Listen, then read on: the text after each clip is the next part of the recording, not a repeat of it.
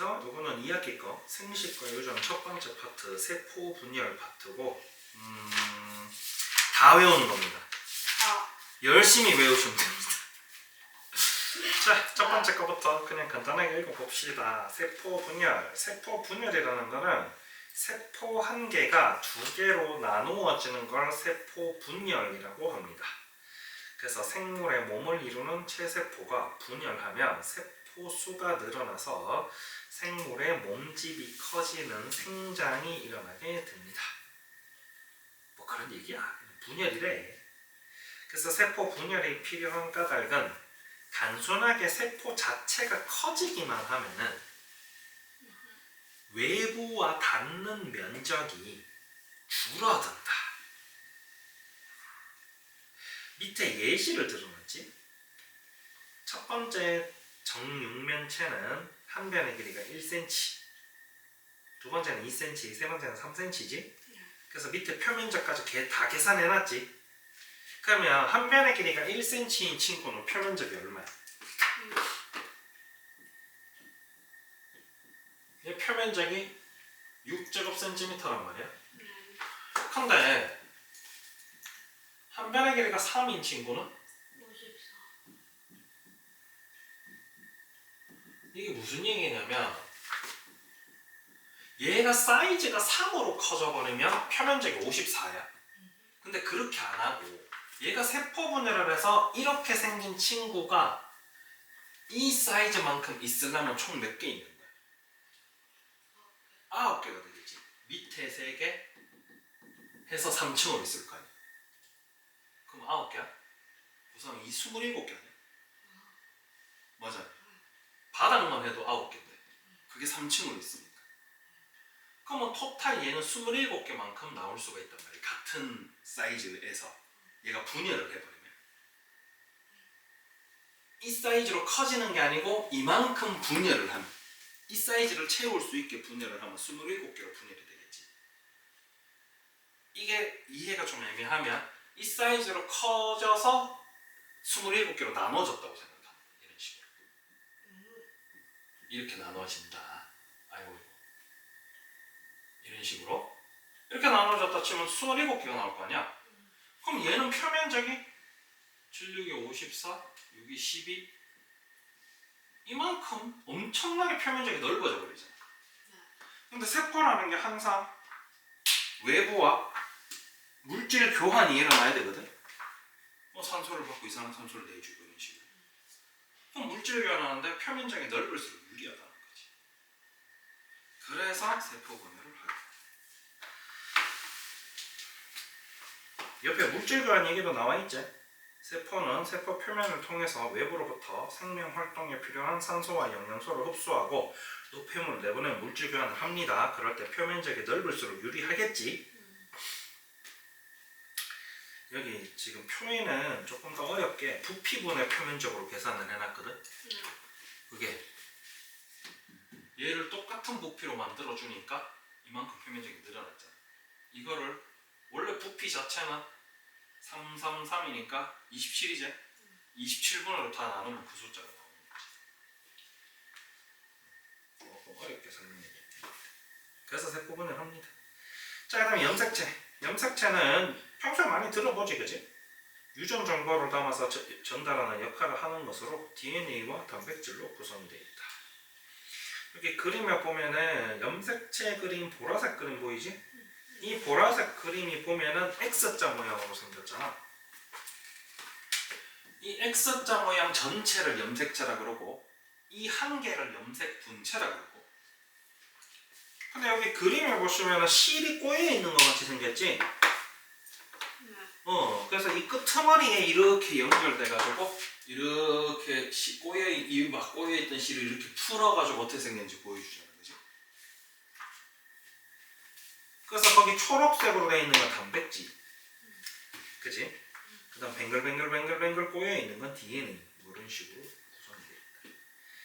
그 단백질과 DNA로 그 옆에 염색체의 형태라고 적혀있는 거죠. 옆에 3번 염색체의 형태. 세포가 분열하지 않을 때는 핵 속에 가늘 실처럼 풀어져 있다가 세포가 분열하기 시작하면은 뭉쳐져서 막대 모양으로 나타난다. 지금 여기 X자로 되어 있는 이 친구는 세포 분열할 때만 보이고 평소에는 이 실이 그냥 다 이렇게 풀어져 있어서 안 보여. 자, 첫 번째 DNA. DNA는 유전 물질. 생물의 특징을 결정하는 여러 가지 유전 정보를 저장하고 있는 부분이고요. 그 다음 두 번째 유전자.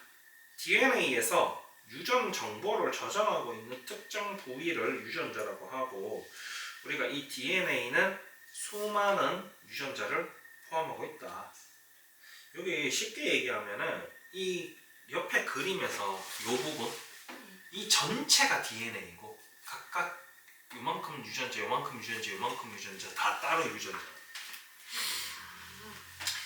그 다음에 염색 분체는 아까 얘기했다시피 하나의 염색체를 이루는 각각의 가닥. 그래서 가닥이 몇 개? 이 친구랑 이 친구랑 둘 다 같은 유전 정보를 가지고 있어요.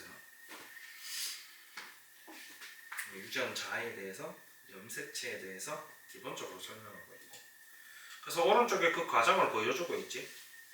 유전 물질이 원래 실 풀어져 있는 것처럼 이렇게 생겼잖아, 첫 번째처럼. 근데 그 친구가 막 세포 분열이 일어나면서 양이 2배로 늘었어. 왼쪽에 비하면 오른쪽에 양이 더 많지? 거기서 이 친구들이 굵게 뭉쳐져서 염색체가 되는 거야. 그리고 이 X로 되어 있던 친구가 각각의 염색 분체잖아. 이 친구들이 딱 나누어지면서 세포가 2개로 갈라지는 이런 과정이 세포 분열 과정. 자, 밑에 사람의 염색체. 사람의 염색체는 이제 체세포에 46개의 염색체가 있습니다. 상동 염색체 23쌍이라 그러거든. 왜냐하면 상동이라는 게 그 밑에 또 나와. 체세포에서 쌍을 이루고 있는 크기와 모양이 같은 2개의 염색체고 같은 염색체 세트라는 얘기야. 똑같이 생긴 염색체가 한 쌍이 총 23쌍. 그래서 개수로 얘기하면 46개. 알겠지? 그래서 하나는 엄마한테, 하나는 아빠한테서 물려받은 거고 상동 염색체기는 해도 왼쪽과 오른쪽 유전 정보가 서로 다릅니다.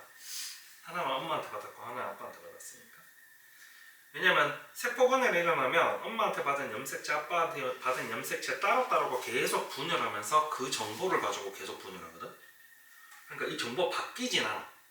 계속 복제가 돼서 세포 분열이 일어나도 이 유전 정보는 계속 이어진다. 엄마가 작은 키를 물려줬으면 내 키는 계속 작은 거야. 세포 분열이 일어나도. 자, 서글프다. 아, 우리 엄마가 왜 나한테 작은 키를 물려줬어.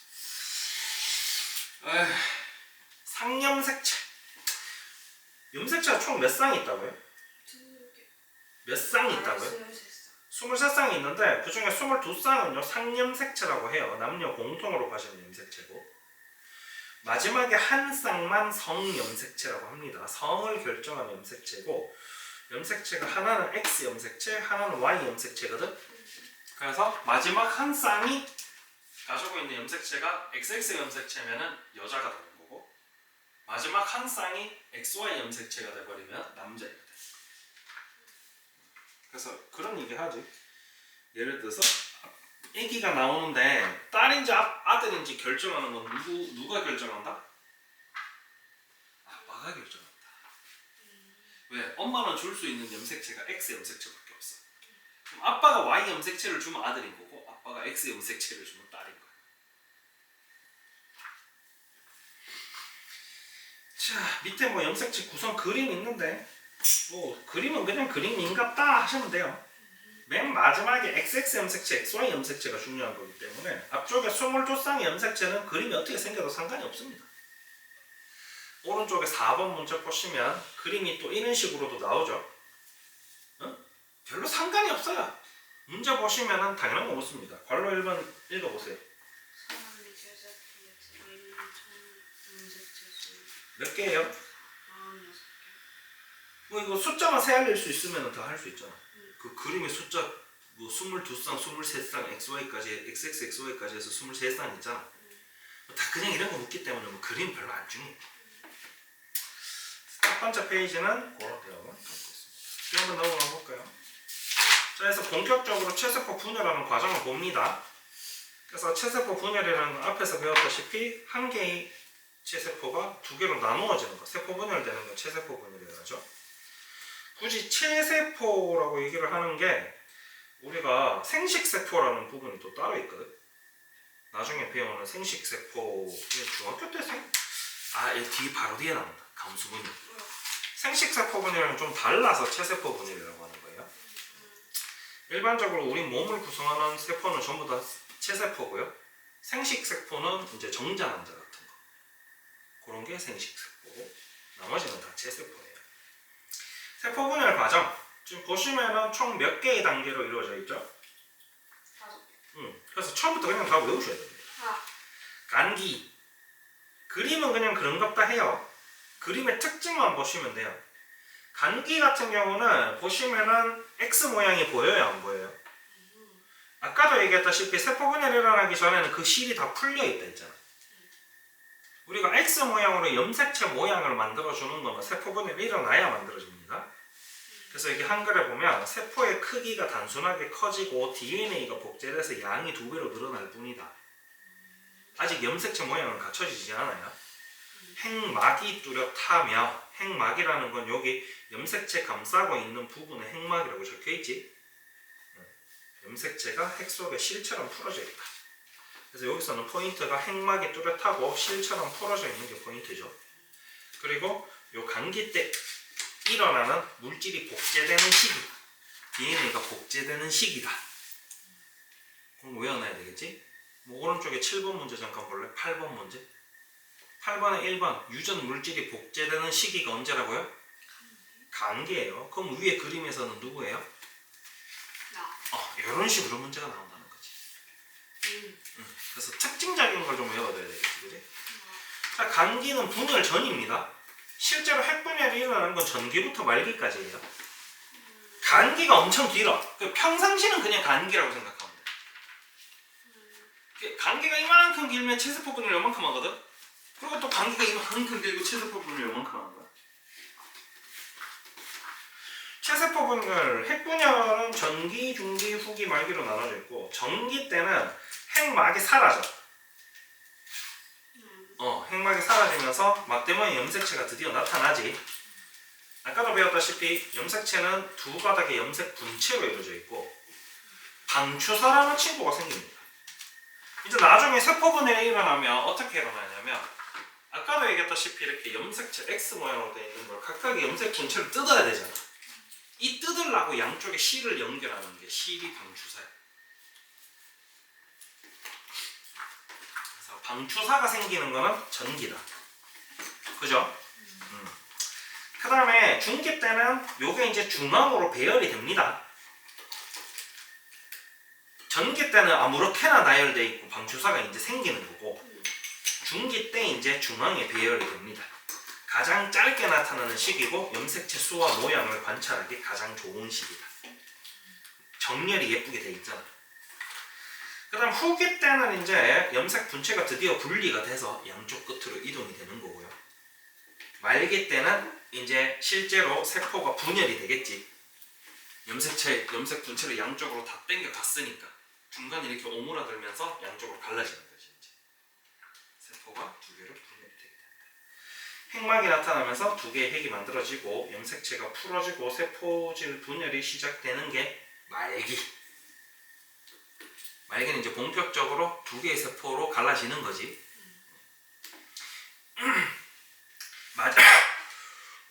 마지막 단어가 세포 질분열이라는 표현을 쓰잖아. 원래는 하나의 세포였던 친구가 양쪽의 염색체를 쭉 당겨가면서 이게 반으로 이렇게 또 갈라져야 되잖아. 이거 갈라지는 거로 세포 질분열이라 그러거든. 세포 질분열되는 게 동물이랑 식물이랑 좀 달라. 동물 세포는 애시당초 말랑말랑해. 세포 벽이 나는 친구가 없거든. 지금 오른쪽에 식물 세포 보면 네모 반듯하게 생겼지? 네. 동물 세포는 흐물흐물하게 생겼어. 껍데기가 없어. 그래서 동물 세포는 가운데가 이렇게 쭉 짜부라들면서 두 개로 갈라지대. 그래서 여기 설명에 세포막이 바깥에서 안쪽으로 잘록하게 들어가면서 세포질이 나눠진다라고 돼 있지.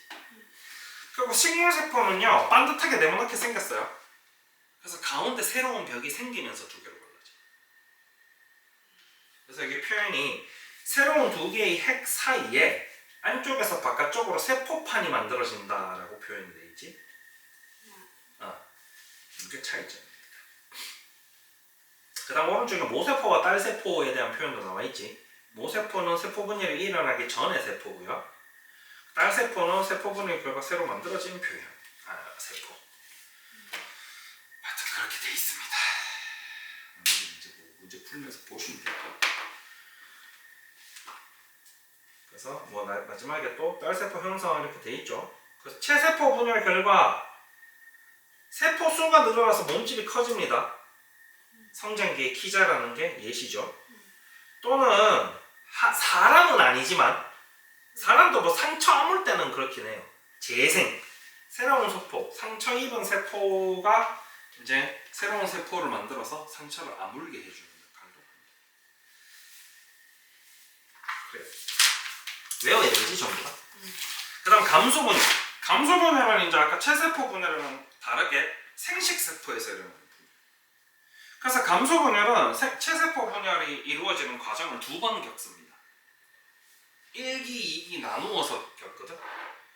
그래서 여기 칸에 보면은 감소 1분열, 감소 2분열 나뉘죠. 전기 때는 1기 때는 1분열 때는 앞에서 체세포에서 배운 거랑 별반 다를 바가 없어. 차이점이 뭐냐면 아까는 우리가 중기 때 나열이 쭉 돼지 가운데 그리고 후기 때 양쪽으로 당겨갔잖아. 이때 염색 분체가 갈라져서 나갔지. 체세포 분열은 X자대에 있던 게 뜯겨가지고 양쪽으로 갔잖아. 근데 감소 분열은 1분열 때는 상동 염색체만 분리가 되고 염색체의 염색 분체는 분리가 되지 않습니다. 상동 염색체가 이렇게 한 개가 세트잖아. 이런 식으로 세트로 이루어진 게 상동 염색체가 있잖아. 똑같이 생긴 게. 그러면 체세포 분열 때는 이 한 쌍의 상동 염색체가 따로따로 이렇게 흩어지는 거거든. 근데 감소 분열 때는 얘 따로 이렇게 날아가는 거야. 뭐 이유를 설명하자면 간단한 거야. 우리가 아기가 생길 때 우리가 가지고 있는 염색체의 반은 어디서 온다? 엄마한테서 오고 반은 그러면은 쉽게 말하면 정자도 23개의 염색체를 갖고 있어야 되고 난자도 23개의 염색체를 가지고 있어야 되겠지. 생식세포는 애시당초 46개를 다 갖고 있으면 곤란해요. 그러면은 그 염색체들이 만나면 괴물이 태어나겠지. 그래서 애시당초 생식세포 분열 때는 처음에 상동 염색체들끼리 뜯어서 각자 가지고 있는 세포가 23개씩밖에 없게 만듭니다. 체세포 분열은 모세포가 유전자 몇 개 갖고 있다고요? 염색체 46개 갖고 있다 했지? 그럼 얘네가 분열이 되면 각각 몇 개씩 갖고 있어야 돼? 체세포 분열이에요, 이 자식아. 체세포 분열. 체세포 분열은 똑같이 46개씩 갖고 있어야지. 맞아 아니야? 그래서 이 염색체가 염색 분체끼리 뜯긴 거야. 그리고 각각의 염색 분체가 새로운 염색체가 되는 거지 이제. 그지? 그런데 생식세포는 46개가 있으면 분열이 됐을 때 몇 개씩 갖고 있어야 되겠다? 23개씩 갖고 있어요. 그래서 분체끼리 이렇게 뜯겨서 염색체가 2개 있으면 세포 분열이 일어나면 얘도 2개, 얘도 2개여야 되잖아. 근데 생식세포는 2개 갖고 있었으면 세포 분열이 일어나면 1개 이렇게 분열이 됩니다. 그래서 후기 때 상동 염색체가 분리가 되는 거예요. 염색 분체가 분리되지 않습니다. 그게 차이점. 나머지는 핵막 나타나고 세포질이 나눠져서 딸세포 만들어지는 말기의 세포질 분열은 동일합니다. 근데 이제 감소 분열은 여기서 끝나는 게 아니야.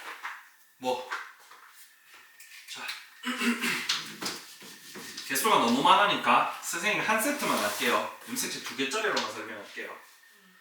자, 염색체 2개짜리에 이런 친구가 세포 분열이 일어나.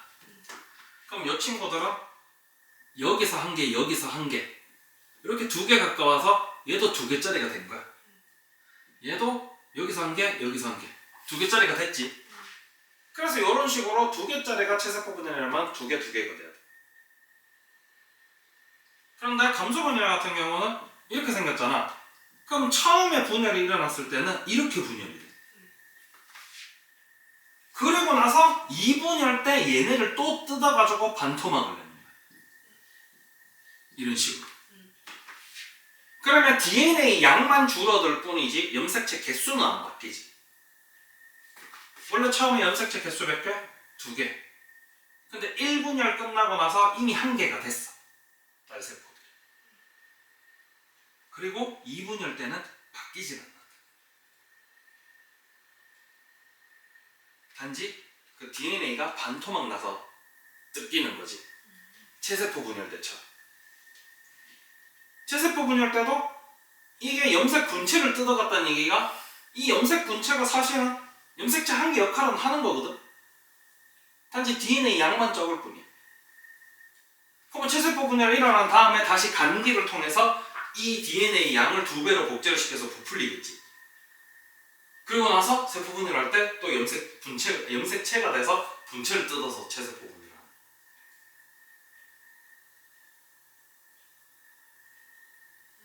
알겠다는 얘기야 모르겠다는 왜? 어느 부분이? 네.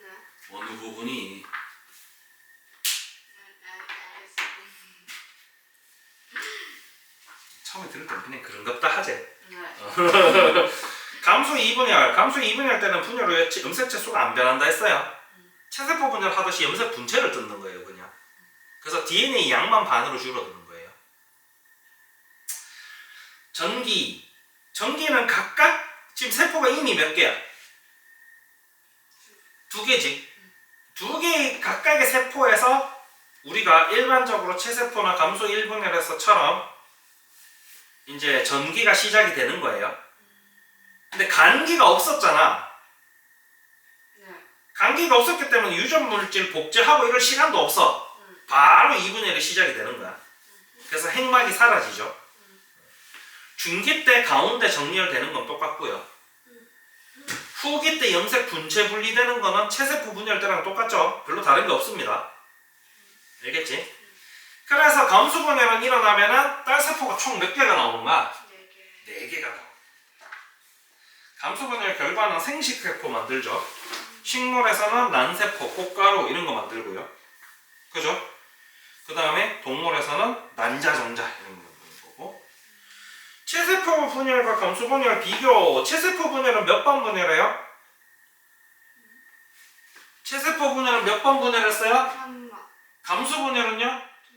1분열, 2분열해서 2번 분열되죠. 딸세포가 체세포는 몇 개 생기고 감소 분열은 2가 염색체. 2가 염색체가 뭐냐? 2가 염색체는 지금 요거거든. 여기 위에 중기에 나오는 거. 요거거든. 요건데 이게 무슨 얘기냐면 오른쪽에 동그라미 3번 봐봐요. 상동 염색체가 세트가 있었잖아. 네. 이 친구들이 붙는 거야. 붙어. 물론 이제 이런 건 전부 다 왜 붙어요? 그러면 나도 대답을 못해요. 과학자들도 몰라요 왜 붙는지. 우리가 관찰한 결과를 얘기할 뿐이기 때문에. 상동 염색체가 붙더란 말이야. 얘네들이 붙어가지고 이가 염색체가 돼요. 굳이 왜 되는지는 나도 잘 모르겠어요. 이가 염색체가 된 다음에 중앙배열돼서 뜯기는 거거든요. 아마 그냥 뜯는다는 그 과정을 동일하게 하기 위해서 하지 않을까. 유추를 하고 있을 뿐이지. 왜? 체세포 분열할 때는 이렇게 X자 돼 있는 걸 양쪽에 C를 닫아서 양쪽으로 뜯었잖아. 근데 얘네는 이거 감소 분열은 이거 2개를 뜯어야 되거든. 근데 이미 뜯겨져 있으면 뜯는 게 의미가 없잖아. 그래서 중앙배열대 때 몰려가지고 붙어있는 게 아닐까라고 추측할 뿐이지. 그렇게 붙어있는 거를 이가 염색체라 그러거든. 그래서 감소분열 때만 이가 염색체가 형성이 되죠. 그죠? 그리고 염색체 수의 변화는 감소분열만 절반으로 줄어들고요. 그치? 대부분 외워야겠죠? 내용을 이해하는 게 별 의미가 없습니다. 아예 없진 않은데 대부분 그냥 외워야 되는데